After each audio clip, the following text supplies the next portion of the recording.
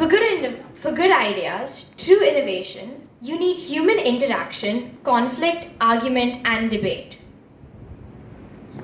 Good afternoon, respected judges, teachers, and fellow mates. A very warm welcome to you all to the Inter-House Secondary School Mindshare Debate Competition. I'm Jaden from grade 8. And I'm Megan from grade 8 as well. Today, we'll be taking you through this competition as our contestants face the heat and battle it out till the end. We are honored to have the presence of our three distinguished judges amongst us today. Miss Venita Coelho. Miss Venita Coelho works with words, images, and paint. As a writer, she has 12 published books to her credit, ranging from children's books to a handbook on how to write for television. She has won the Hindu Award, the Neve Literature Award, and the Pika Book Award, among many others. In 2021, she won the Sahitya Academy Award for writing for children. In television, she was vice president at Sony Entertainment Television and has worked as director, producer, and screenwriter. Her screenwriting edits include the series Jasi Jaisi Koi Nahi and the films Musafir and We Are Family. She's also an artist who works with acrylic on glass and is currently exploring the medium of charcoal. Ms. Shivangi Reja. Apart from being the coordinator of the Gera School Early Years program, she is a best-selling author, certified life coach, and career growth coach, as well as the founder and director of Connecting Dots. Dear ma'am, we are truly honored to have you here with us today. With over 25 years of experience in the field of education in schools of great repute across India, his expertise in schools with traditional and international curricula has helped him immensely in understanding the requirements of teachers and students at different levels. Mr. Carol Joseph has shaped institutions. We are blessed to bloom under your guidance daily. Warm welcome to you.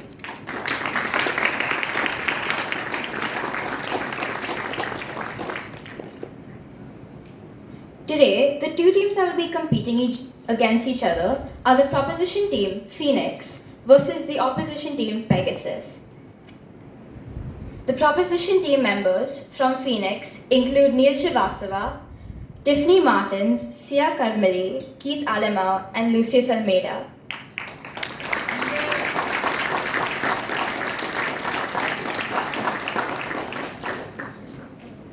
The opposition team members for Pegasus include Vaishnavi Vedant, Ian Godino, Vivan Gracious, Elena Shinde, and Aman Kamath.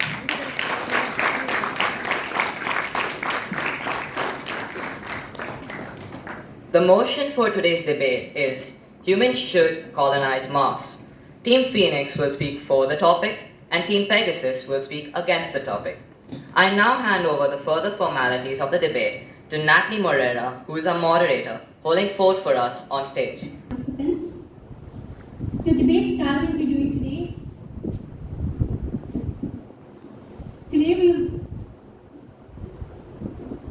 Today we'll be doing an Oxford style debate, which means we have two teams, one entirely proposition and one entirely opposition. As said by our MCs, the motion is humans should colonize Mars.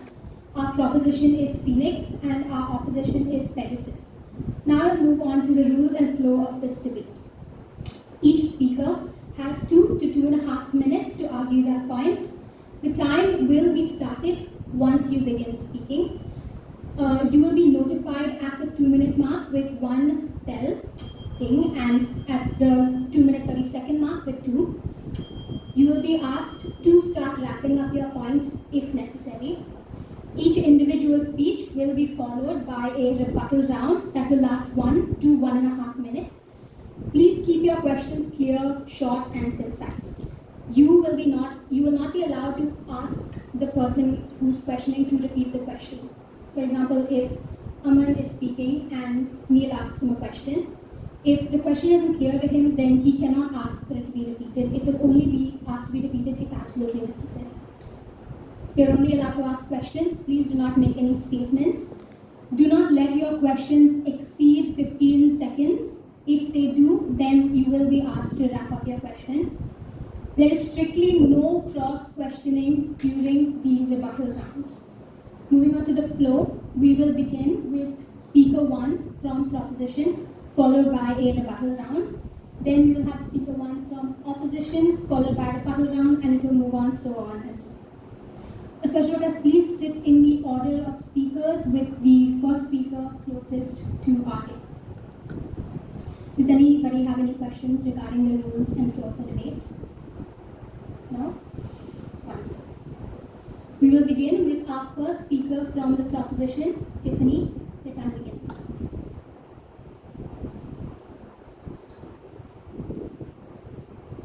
Good afternoon, everyone. I'm Tiffany from the Phoenix House, and I'm speaking for the topic, Humans Should Colonize Mars. So first of all, no, as Dr. Barrett says, there's no going back from some changes in the climate system. And reversibility of climate change is a myth, and it is largely irreversible for 1,000 years. But the Earth may not provide us with suitable living conditions just a few centuries from now. So you would ask, why Mars? From a distance perspective, Mars is one of the most promising candidates for colonization. Since 2001, NASA's Mars missions have seen 11 successes and no failures. This is the basis on which our future must be considered. SpaceX is also contributing to these missions. We rely on fossil fuels for our production processes on a global scale, and these will become depleted sooner or later. My point is, we may have to mine other planets for natural resources to sustain life on Earth, or to make life on other planets inhabitable. The time to start looking is now. We cannot afford to wait until our resources or time runs out. Many visionaries and celebrities support these plans to assure the survival of the human species. They are even willing to increase the chances of success of such a mission by investing. Colonizing Mars may also be a good investment opportunity for international investors who would fund this project for a greater good. Our world population is growing and may even exceed 10 billion people by the end of the 21st century. And while devastating environmental changes affect the food supply, it may become difficult to sustain this population on Earth. Colonizing Mars would help solve this problem. Future generations would be able to adapt quite quickly. While colonizing Mars would feel unfamiliar to the first people, it will feel normal to their children, as that will be their reality that they would have to adapt to. Colonizing Mars may be possible in just a few decades because technological advances are happening at an enormous speed. Hence, we are not looking at the feasibility of life on Mars in terms of moving there tomorrow, but colonizing Mars is a long-term goal aimed at ensuring survival of our species. Buzz Aldrin said that exploring and understanding Mars, we may gain insights into the past and future of our own world. Okay. So, like all the pioneers and visionaries who challenged naysayers to take our world into new frontiers, we have to say aye to colonizing Mars, and the red planet could become our home.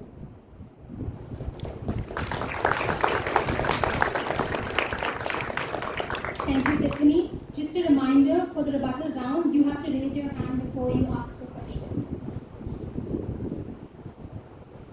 Yes, Ian.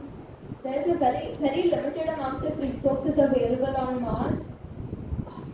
How do we gain value from this?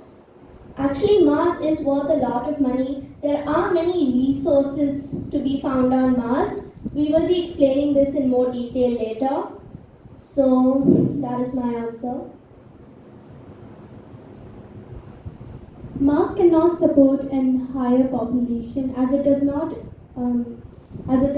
have the resources to support it, like food and water. What do you have to say about that? So, right now here the answer is terraforming, which is basically adjusting the planet to make it more inhabitable. So yeah, this will not be possible right now, but as time progresses, we will be able to move on with terraforming completed and maybe make Mars inhabitable. Does anybody have any other questions? Okay, thank you. We will now move on to speaker 1 from the opposition, Devon.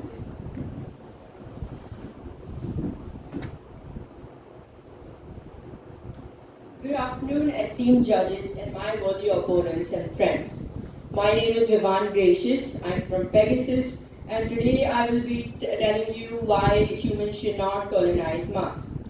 Colonization, defined by the dictionary as the process of establishing colonies and settling in them. This has led to our world today. Humans colonizing Mars, however, is a topic that has been debated across the planet. Some might say that it can only be gained from, however, I strongly disagree. Even in the past, forming colonies has never been easy. It has required tons of resources like capital investment, raw materials, workers, skilled and unskilled. In the current times, to colonize Mars, a vast number of resources, as mentioned, will be needed, especially large amounts of capital investment. For example, world-renowned SpaceX has stated that to get one person on a manned ship to Mars, it will cost $500,000. This number increases further as the number of people increase.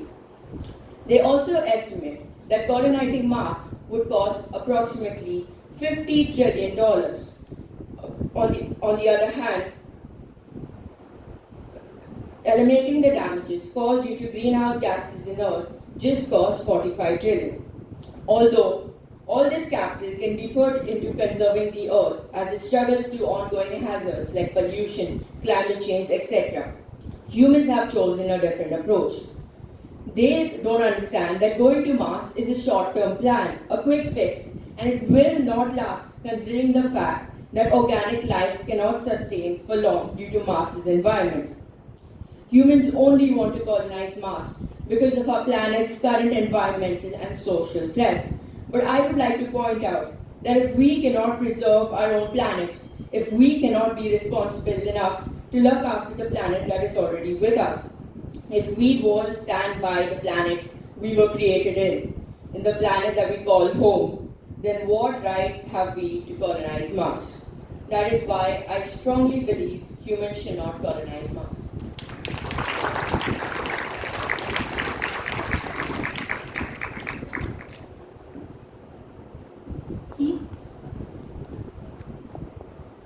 Leading space exploring countries like China, US, and Russia only spend 1% of their annual government budget on space. So how can you say that the colonization of Mars is an expensive project to start with? Recent studies indicate that more than $50 trillion is being spent on building the recent Mars base. Now this money can be spent to eradicate all the pollution, all the waste, all the problems that our Earth is currently facing right now. We can make our home much better, much more sustainable, and much more long-lasting. You say that we can use this money elsewhere. So can you give an example of how you suggest we focus on our own planet? How can money just solve problems like pollution? How can you give examples of how you can focus on our planet instead? Scientists have been discovering a lot more machinery and a lot of ways and formulas that can be used to eradicate greenhouse gases, to eradicate all the pollution in the seas. All this money can be put to good use.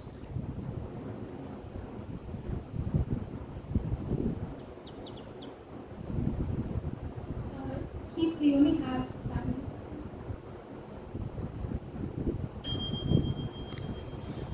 Okay, thank you, Vivan. We will now move on to our second speaker from the proposition, Sia.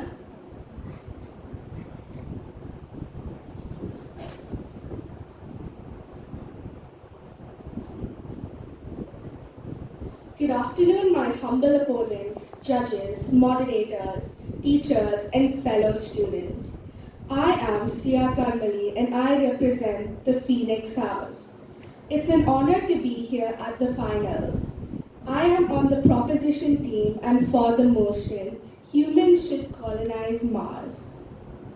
Let's start with one of the world's biggest entrepreneurs' opinion on this, Elon Musk.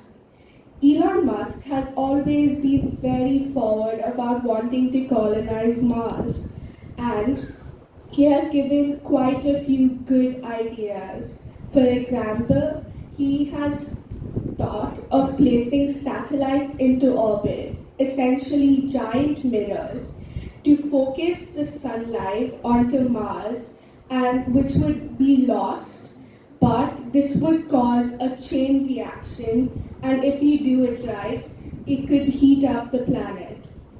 This could change the full situation. One of the main reasons of not being able to go onto Mars was because of its inhabitable climatic conditions. But with this, we can do so much. Let's talk about the spacecraft exploration that has been done on Mars. We have discovered many minerals that are essential for life already on Mars. For example, O2, N2, and also H2O. We've also discovered that the soil on there can be used as radiation shielding and can provide many useful industrial and construction materials. Mars is also rich in iron, calcium, and magnesium. These are all found in the soil and are easy to mine. This can help in a lot of different ways. Also, about the question, why will we be able to plant trees on Mars? Yes, there are a few plants that can confidently be planted on Mars. For example, kale, carrot, lettuce, potatoes, and many more. With the right care and the right support, we can colonize Mars. Thank you.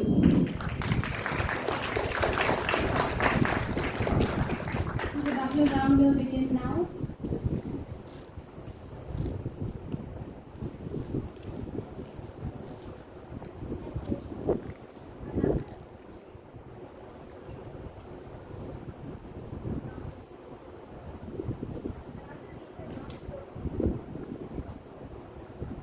Another reason not to go onto Mars is the lack of an ozone layer.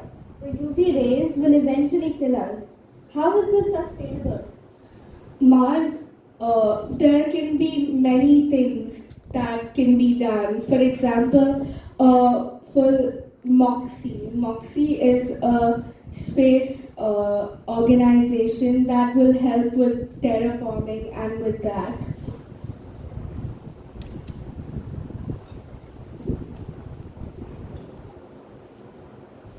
Any more questions?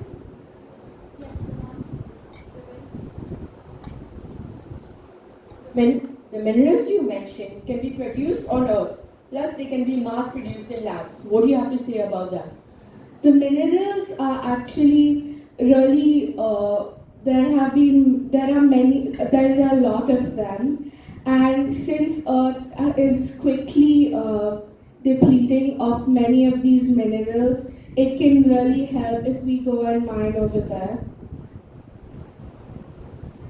Any more questions? Thank you, Sia.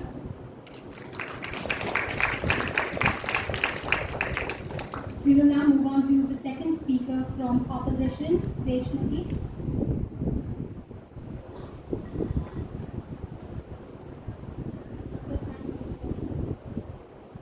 Imagine waking up hooked to an oxygen cylinder away from all the beauty and life of Earth.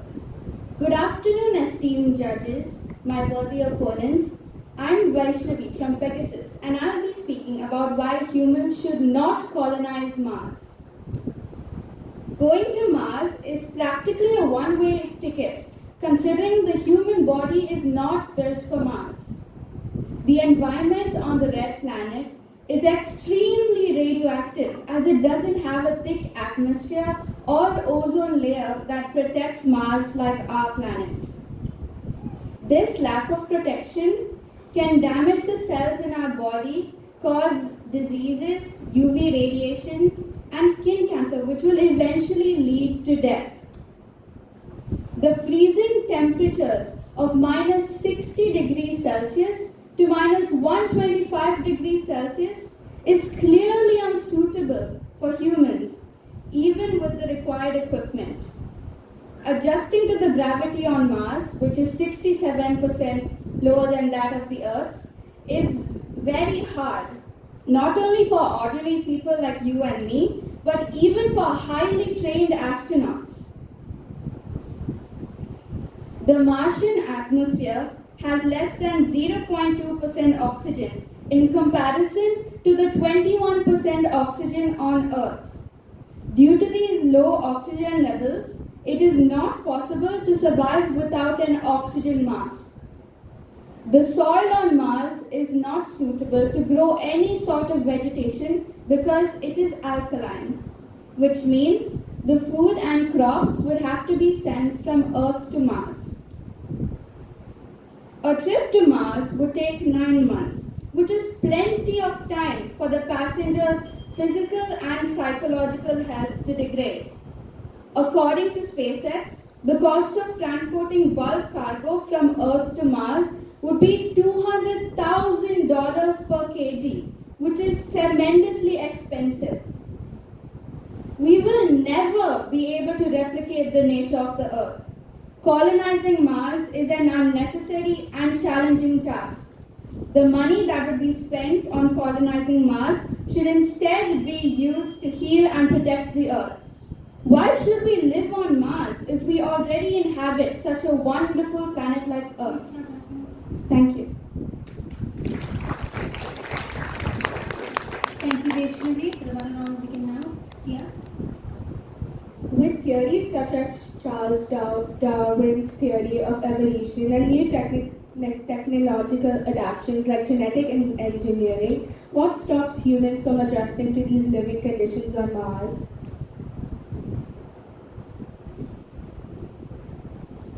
You can go to Mars for research purposes and you can live on Mars, but you don't need to colonize it. You don't need to bring 100 people there and live on it. You can use it for research purposes. Any other questions?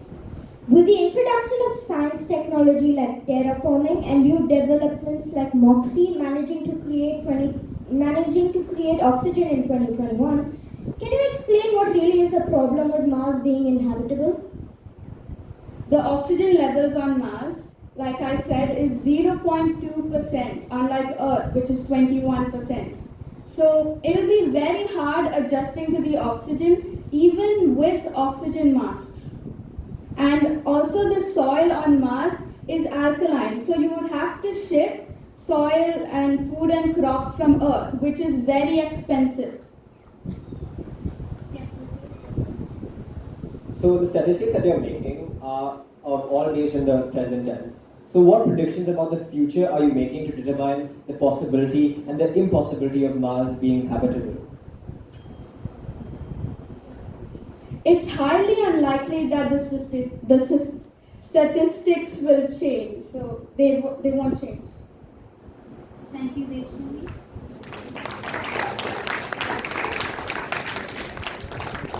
We will now have the third speaker from Proposition.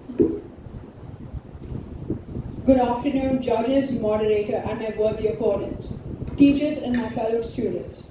My name is Keith, and I represent Phoenix House. It's truly an honor to be up here on the stage for the finals. I am on the proposition team, and I stand for the motion, humans should colonize Mars. Growing up, I'm sure everyone has wondered and pondered about the question, what if Vasco da Gama never explored the world, nor did Christopher Columbus?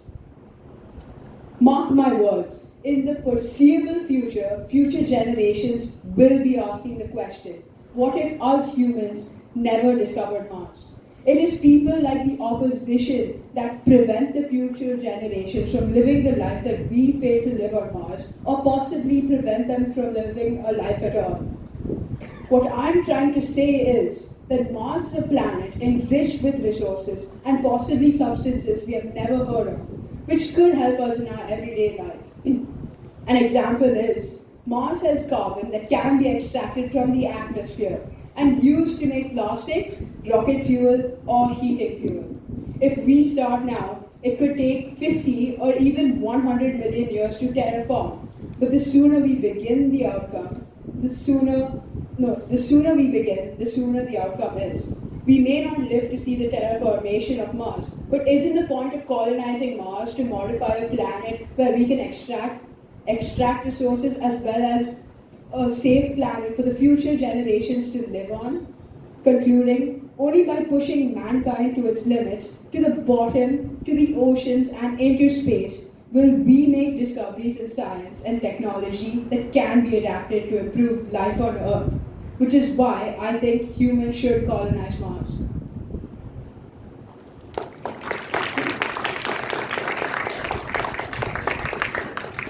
Thank you, Keith. We will begin with the rebuttal round. Yes, Aman? Mars is simply a medium for deep space exploration, and our team encourages research. So why do you need to colonize to go ahead with research when Mars is clearly unsuitable for living? Well, I didn't say that Mars should be lived on, whereas we should be extracting resources from Mars, which is technically fine because nobody really claims Mars as their own territory. Thank you. Yes, Vivan?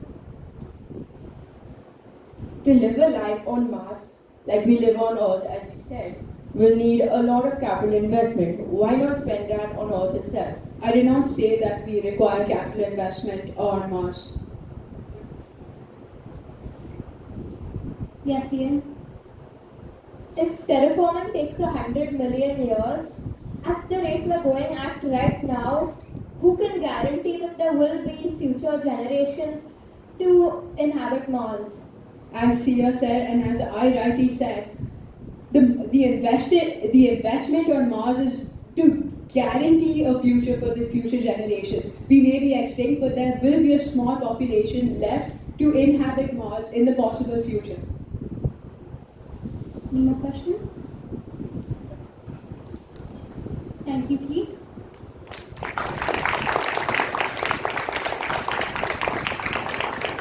We will now have our third speaker from the opposition, Elena. We have so much conflict on Earth. Why introduce more by including Mars? Good afternoon, respected judges and my worthy opponents. My name is Elena and I'm from Pegasus House. I'll be telling you why humans should not colonize Mars. At the moment, nobody owns Mars. But the question remains, will it stay this way once humans begin to colonize Mars? Ambitious countries will take the opportunity to gain access to more land on the 56 million square miles of barren land. But this will lead to various issues on Earth itself. Geopolitical conflicts have proven to take toll on various aspects, including human lives, boundaries, and development in general. Is it worth risking the same but on a much larger scale with increased cost and possible destruction? To add, no international body exists at the moment to legislate terms about interplanetary land and the way to go about handling conflicts in space. So, in initial years, it is a free-for-all to any country who can get their hands on. Additionally, at the moment, very few countries have barely landed moon. Interplanetary conflicts have started ever since humans landed on the moon. Countries like the US, China, and Russia have been fighting over resources and land over the moon. This shows us we aren't responsible enough to colonize Mars or any other planet in the solar system. Barely any countries have landed on Mars. What does this mean for the underdeveloped and developing countries who may not gain access to space for years? Isn't it unfair to not give these countries a chance to claim land? I would like to leave you with a question. Would you want a future with interplanetary conflicts and disputes, or would you want to work towards a more peaceful life on your own planet? Thank you.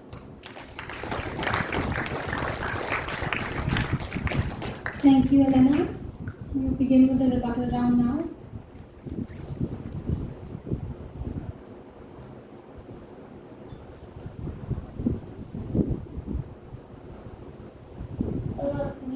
mentioned conflict, but many countries have signed a treaty to not try and claim Mars for their own. What do you have to say to that?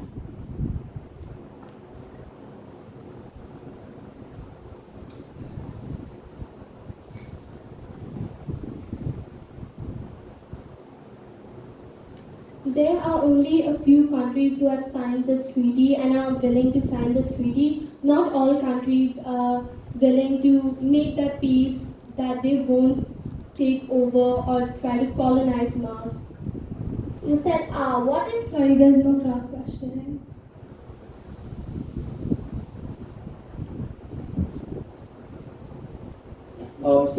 We already have interplanetary conflict on Earth. So why can't Mars become a new leaf with 112 countries signing that treaty? I think we should first focus on the conflicts we have on Earth, and we should try and solve those conflicts before taking up a more bigger responsibility. Yes, Keith. How do you propose to solve the conflicts that are there on Earth? There are many political and geopolitical conflicts which will only be solved over time. But there are many conflicts which do require a lot of the money which we are spending on Mars. So I think we should put all that money we are putting in making colonies in Mars and solving the issues we have on Earth first. Thank you. Thank you, Elena. We will now have the fourth speaker from the proposition, Neil. Good afternoon, one and all. I am Neil Srivastava. I am from grade 6 and I represent the Phoenix House. It's an honor to be here at the finals.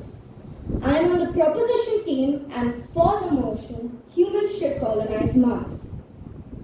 Before he began his expedition to Mount Everest, George Mallory was asked why man kept trying to reach the summit of that mountain. Because it is dead, he said. Mars is our nearest neighbor and the planet most similar to Earth in the solar system. Mars, just like Earth, has canyons, valleys, craters, volcanoes, ice caps, and seasons, making it the planet most similar to Earth in the Milky Way. It is a third of Earth's size, but still has about the same land area as all the 7 continents combined. There's an abundance of rare metals on Mars, such as platinum, gold, silver, and more. Shipping from Mars to Earth is much easier than the other way around, because Mars has 2.7 times less gravity than that of Earth, which is enough to stay footed on the ground, but also a low enough escape velocity to make launching a rocket from Mars to Earth, or simply from Mars, relatively simple. Even more promising is how close the asteroid belt is to Mars. The moon Dactyl, orbiting the asteroid Ida, is only 1.4 kilometers in diameter, yet contains more iron than the human race has used in their entire existence. An important part of the fusion reaction process is deuterium, also known as heavy hydrogen, which is hard to obtain on Earth, but on Mars it is 5 times as more abundant. A milliliter of this fuel would produce as much energy as 20 tons of coal. Mars once again proves to have valuable resources for humans. Terraforming, or earth shaping, is the process of deliberately modifying the atmosphere, temperature, or surface topography of a planet, moon, or other body to be similar to the environment of Earth to make it livable. To terraform Mars, we would add carbon dioxide to the atmosphere to make it warmer, which will give it a bearable temperature. We can also add more oxygen to the atmosphere of Mars with MOXIE. MOXIE, the Mars Oxygen In Situ Resource Utilization Experiment, makes oxygen on Mars. Carbon dioxide makes up 96% of the gas in Mars's atmosphere. Oxygen is only 0.13% compared to 21% in Earth's atmosphere. In conclusion, Mars is extremely similar to Earth, and with the help of external forces like MOXIE, we can make it habitable. This is why humans should colonize Mars.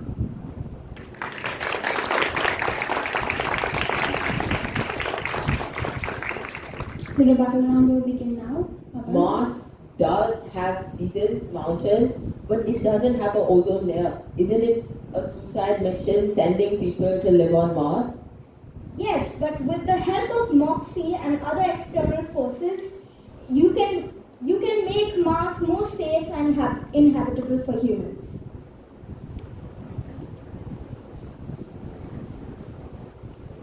Any more questions? Thank you. Neil?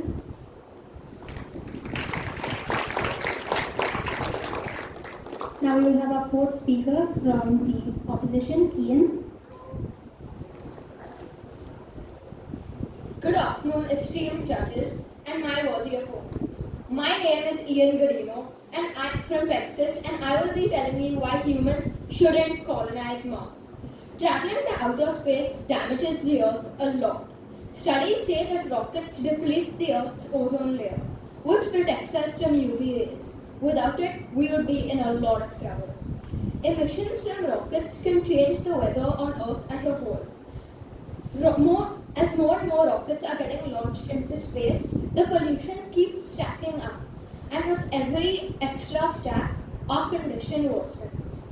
They are having a growing effect on our Earth's weather and atmosphere. A recent SpaceX launch emitted 116 tons of carbon dioxide in just the first 2.5 minutes of launch. And as Vivan said, it would take multiple trips to get a good portion of the people on Earth to Mars. It is basically a trade, killing one planet to get to another. A lot of these problems are caused because rockets are fueled by burning of kerosene, which is extremely damaging to the environment. Around 54,000 kilograms and 100 of aluminium and 180,000 kilograms of steel are needed to make a space shuttle.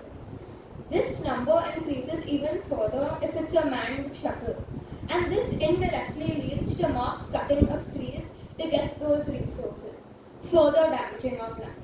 Space travel right now is infrequent, and that is why we are stable. But mass sending of people to Mars would definitely cause our planet to be damaged beyond repair. Our need to explore the galaxy rejects and neglects our home. We are perfectly positioned to the sun so we don't burn, but not too distant so we don't turn to ice. We are living in a paradise.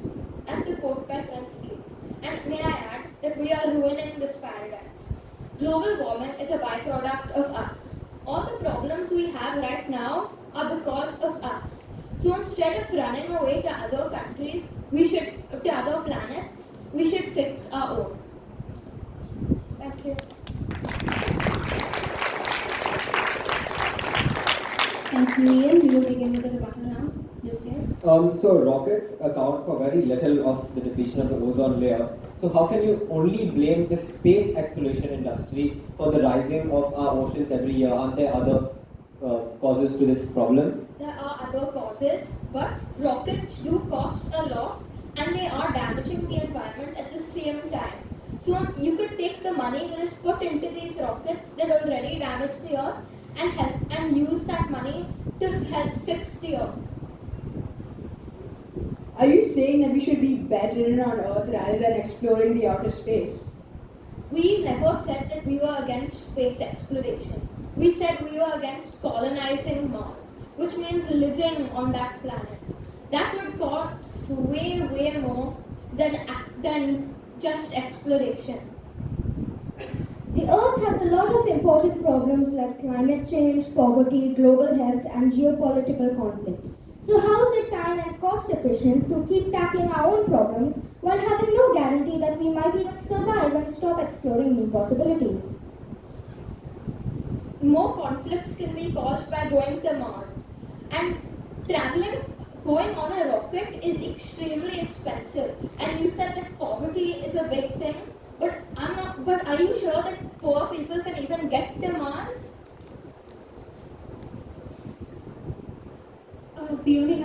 more seconds.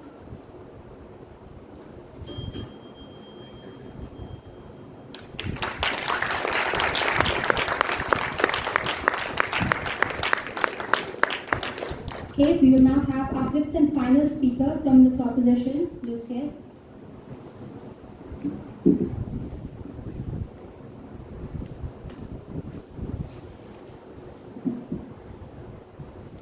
Good afternoon, judges, moderator, my worthy opponents, teachers, and my fellow students. My name is Lucius, and I represent the Phoenix House. It is truly an honor to be here at the finals.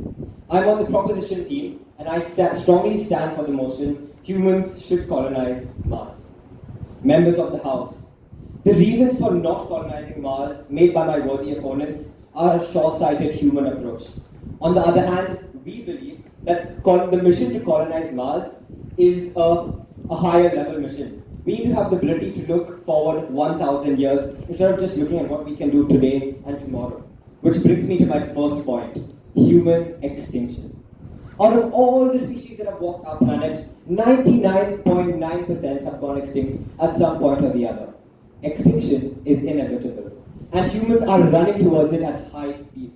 Who knows what doomsday event is to come? World War III, climate change, extreme natural disasters. Humans could be wiped off this planet gradually or instantaneously. And this is why, as we have learned from history, we always have a backup plan, Mars. Earth no longer guarantees a stable future for our future generations, and our efforts should begin now.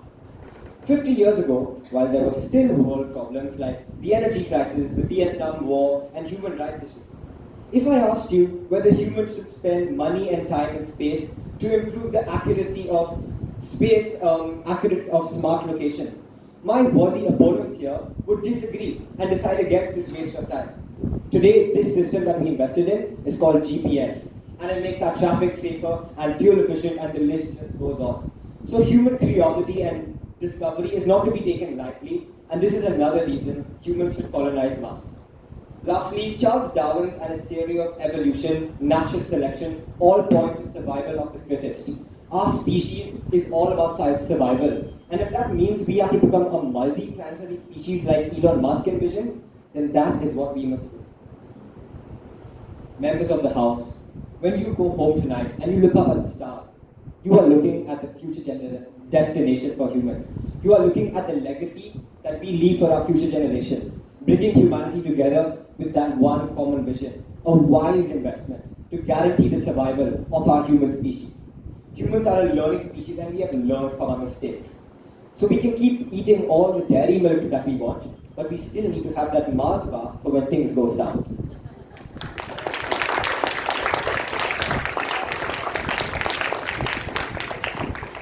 We will now begin with the rebuttal round. Yes, Ian? How does going to Mars save us from extinction? Mars is clearly dependent on Earth for its food and water, and terraforming requires human resources. So going to Mars will help us against extinction because we keep a small amount. It is a backup plan because we have a place to survive if things of the geographical things of Earth go south. So we need to have another planet that we can still live on, and that's why it's Mars.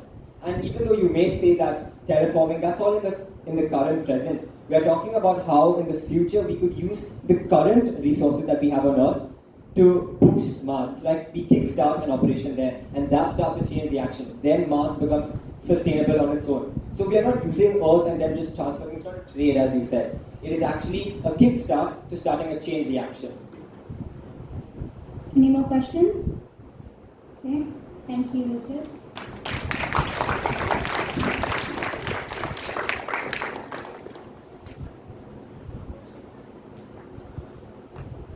Okay, we will now have our fifth and final speaker from the opposition, Aman. Barren alkaline lands, negative 140 degrees Celsius temperatures, and barely 100th of the oxygen we need. And don't forget the deadly doses of UV radiation. Welcome to Mars. Good afternoon, respected judges and my worthy opponents. My name is Aman and I'm representing Pegasus. Today, I'll be telling you why humans should not colonize Mars. Mars is a planet with an unlivable environment, and that's exactly the direction Earth is headed. If we cannot protect and sustain our own planet, which has all the attributes and requirements for us to survive and thrive, what right does it give us to colonize Mars? As humans, we must change our mindset about colonizing and focus on nurturing and preserving. Because every time in our human history that people have tried to colonize lands, it has led to nothing but war, suffering, and misery. It is time we pass through this universe without trying to put our stamp on everything.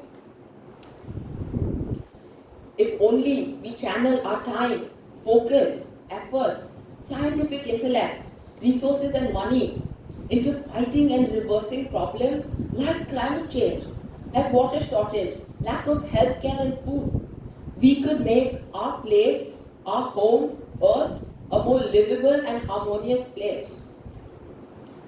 I would like to conclude with a quote from the famous astronomer and scientist Carl Sagan. The Earth is the only world known so far to harbor life. There is nothing else, at least in the near future, to which our species could migrate to. Like it or not, this is the moment, and Earth is where we make our stand. Thank you.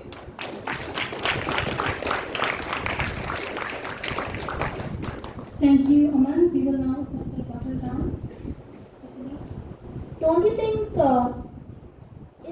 if you might say that colonizing Mars will take a long time, don't you think fixing things like poverty might also take a lot of time?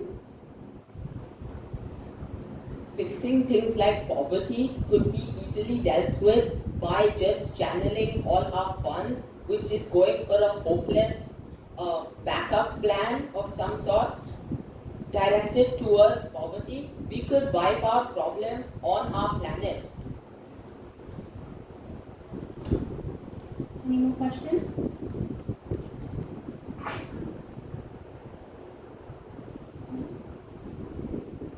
Thank you, Aman.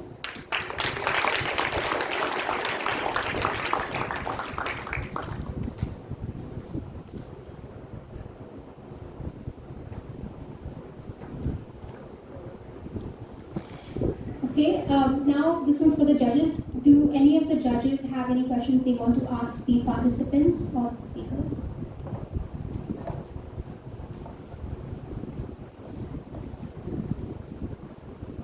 None? Okay, thank you everyone, thank you participants. I will now hand the floor back to the MCs. You can take over.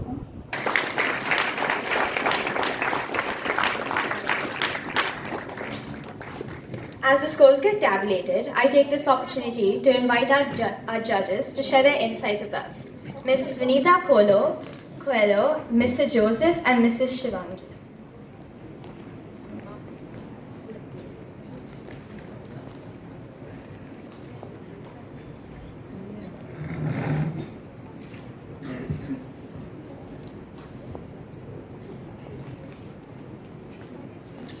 Good afternoon, Gera. That was so much fun. I really enjoyed it. Nice to hear kids standing up and speaking so passionately. That's a tough question, isn't it? Should we go to Mars? And I think the question really is, should we, not can we? Because when you look at a topic like that, you actually have to look at the ethics and morals of it. We've messed up this planet. You have the right to mess up another planet. And one of the teams did a good job presenting that. On the other hand, we have a drive of curiosity.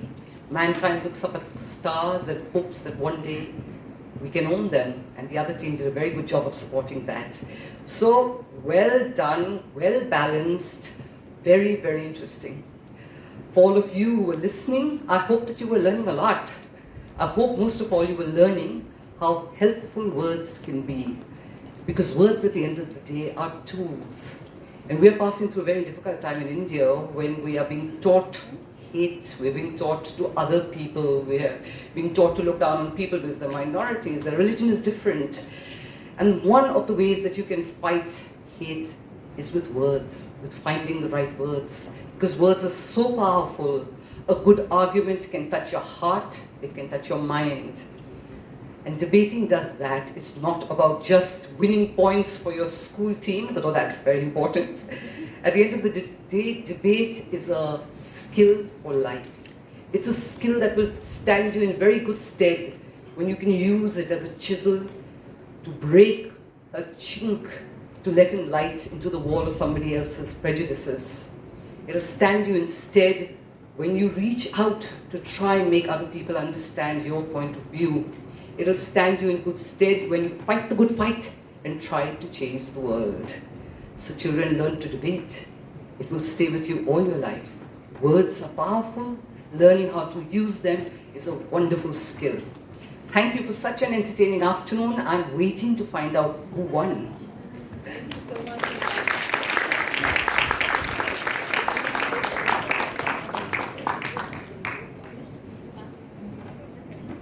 Would any of the other judges like to say anything?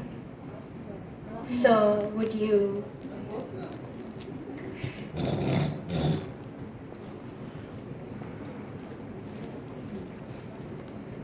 I just have to say that I learned a lot from all of your points. The way you all were putting across your things were amazing. You were so confident. You were clear with what you had to say. So I learned a lot, and I'm sure all the audience sitting here would agree that you all had great learning too, right? Right? Can I just see a show of hand if you are with me? Thank you. And to end it, I would just say in life, we never lose anything. Either we learn or either we win or we learn. So I'm sure the ones who could not make it to the end would also remember this, that there was a lot that we learned, right? And as ma'am said, that yes, we all are eagerly looking forward to know who are the winners. Thank you.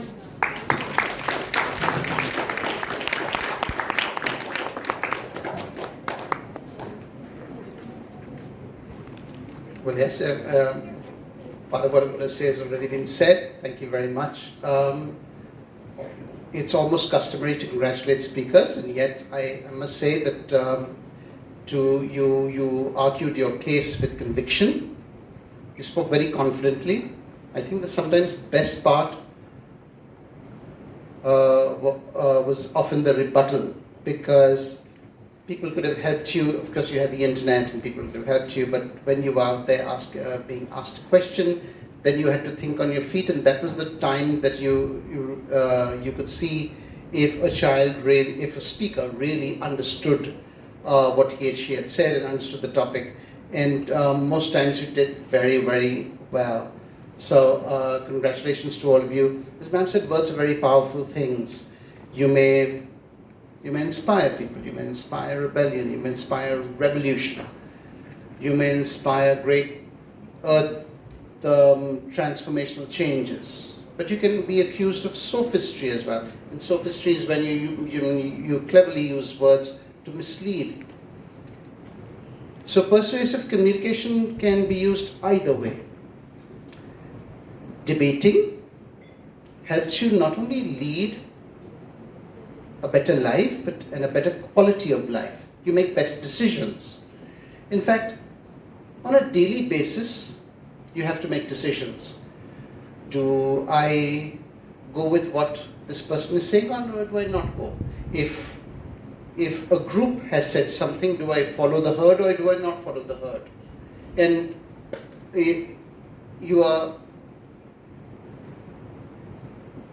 should I obey, should I not obey? Many things. And that's where critical thinking matters.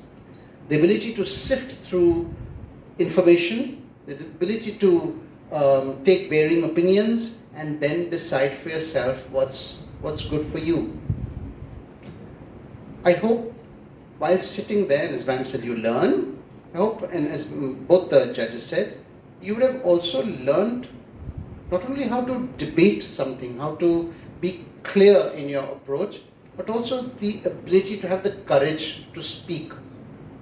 More and more you will see in life, and I hope that never happens to you, we'll find that the voice of reason can be stifled. Everyone will want you to follow the herd. Everyone will want you to follow the majority. The voice of the individual can often be a cry in the wilderness. Will you have the courage to speak your mind, even if it makes you unpopular? You may of course be wrong, and then of course people may reason with you, but would you be able to have the courage to swim against the tide? Here people are given a topic and they're told, this is your topic, whether you believe in it or not. But they still have to learn how to argue with conviction. If you can learn that, then the time will come when you don't have to do what someone tells you to do. You'd have learned the skill of being able to sift through all the information and say, what's best for me? What's the best thing to do? What's the best thing for me? What's the best thing for others as well? What's the best thing for this client? Who knows? One of you will be the chief minister of the state, or chief minister of another state, or prime minister, or some great or Nobel laureate. Where you will be, I hope you will be, where you will be in a position of change. You could be the CEO of a company where one decision of yours will affect the lives of thousands of people. Don't underestimate what you can be or the power of one of your decisions in later life. That's where all the lessons that you think, while you were, whatever you learned here will be of value then. Okay? Thank you very much, speakers. Thank you very much.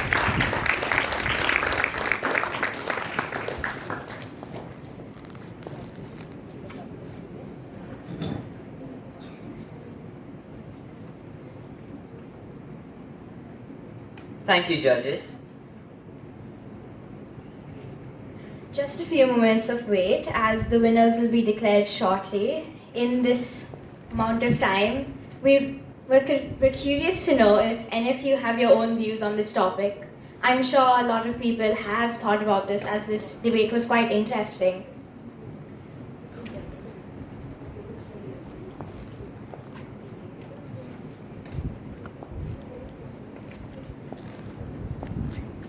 Teachers as well. Is there anyone who wants to share their views?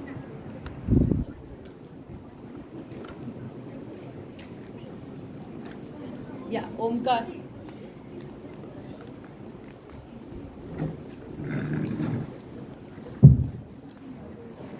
Quite an opportunity for all of us to learn. It was quite interesting to see that we presented points that might just have been against our own opinions, against our own views. And they were presented in a way that was convincing to the side and to the audience. It is equally difficult to not succumb to what the other person is saying and to present your point confidently as well.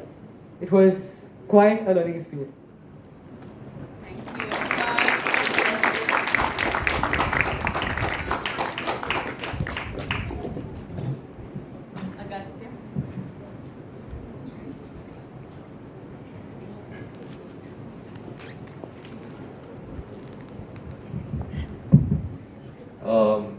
I want to say good job to everyone who spoke here today. You all did really well. But personally, as I was listening to all of you all speak, especially those in favor of going to Mars, one question came to my mind and I was like, why am I bringing this up? Can we play for Mars? Can we? We need to delve into that topic as well. That's all I had to say. Thank you.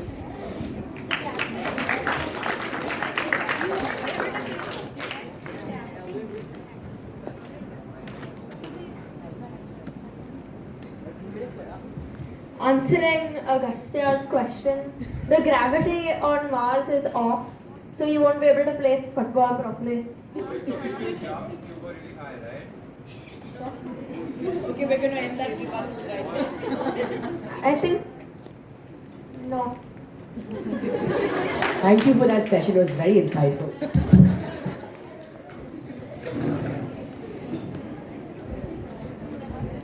They're the winners. Ready? Good afternoon, everybody. I can see the participants are on the edge of this. Okay, so we picked the Best Speaker Award. And this goes to Lucius de Almeida from Phoenix. Congratulations, Lucius.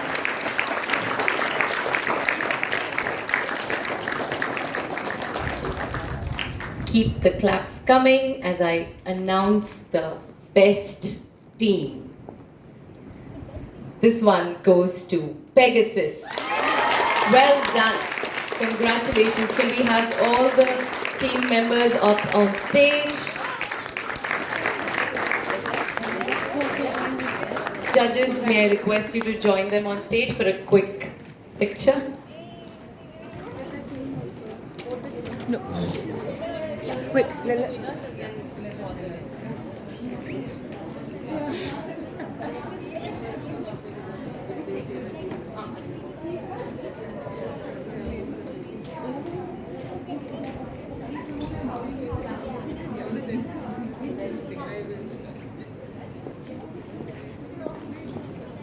Yeah.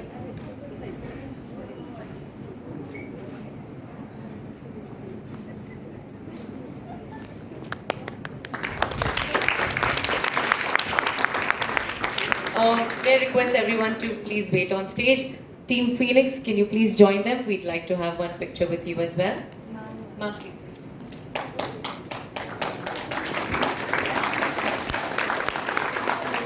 Moderator and timekeeper as well. Come. MCs, please join. Activities captain. Come on, Kabir. No.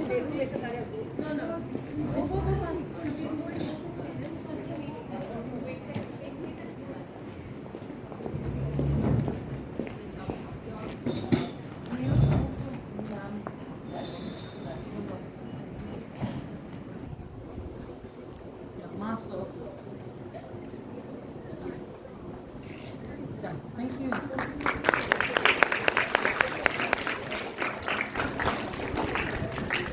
Thank you, everyone. Please be seated. I would now like to invite Ms. Neetu to propose the vote of thanks.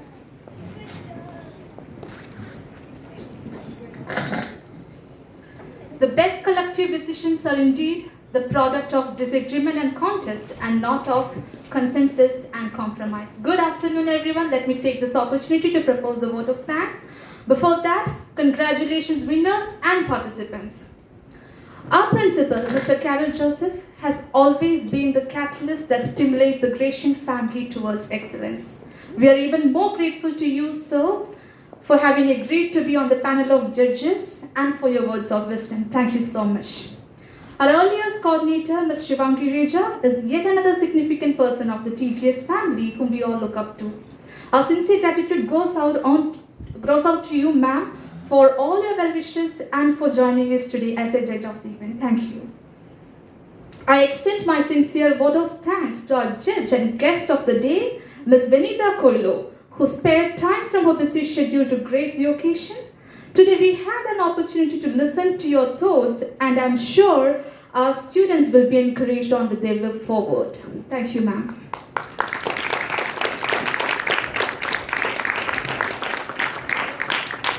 The wheels for this event started rolling weeks ago. We have been fortunate enough to be backed by the support of our middle school and IGCSE coordinator, Ms. Deirdre Gokhale. Thank you, ma'am, for your constant support. It goes out without saying that the pillar behind the smooth conduct of all our events is our events coordinator, Ms. Hedel. Thank you, Ms. Hedel, for being the be-all and end-all. We are grateful to you for everything. We are blessed to have this amazing bunch of teachers in our team.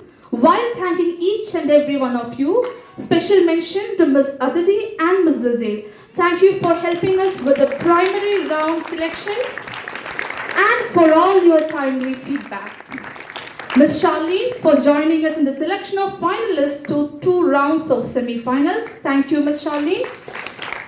Ms. Michelle for this vibrant backdrop and the colorful poster of the event. It definitely brightened up the event. Thank you, Ms. Michelle.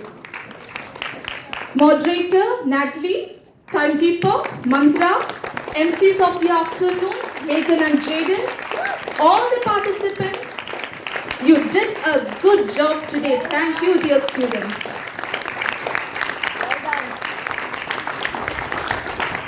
For technical support, I would like to extend my sincere thanks to Mr. Jonathan, Mr. Rahul, and definitely our activities captain, Kabir Gadri. Last but not the least, I would like to extend my sincere thanks to Ms. Natania Lopez, who worked together with me on the organizing team. Thank you, ma'am. I finished that sentence. Let's clap for Ms. Neetu as well as part of the team. Thank you. Thank you, Ms. Neetu and Ms. Natania. Once again, congratulations, winners and participants. Thank you all for joining us today.